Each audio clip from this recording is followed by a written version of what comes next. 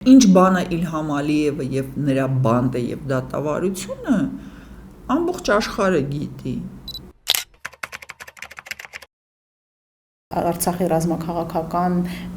ղեկավարությունը խոշտանգումների են ենթարկվում։ Դրա մասին ոչինչ չի խոսում, կամ էլ եթե խոսվում է, ոչ ի օգուտ այնտեղ գտնվող մեր գերիների։ Մարդը պատվեր է կատարում եւ նրան ասել են լռի չխոսես, սա մեր գործն է, մենք ենք անելու այն ինչ ուզում ենք, Փաշինյանը ասաց այո, իմ իշխանությունը պահպանելու համար ես այդ մարդկանց պատրաստ եմ մատաղ անել։ Իշխանություններին հաջողվեց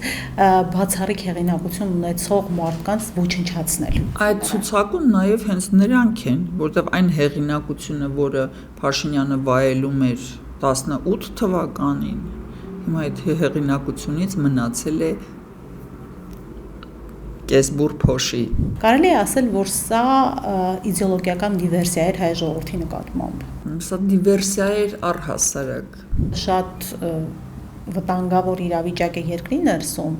չկա միասնական ընդդիմություն։ Մարդիկ այնքան չեն հասկանում տարրական բաներ, որ նրանք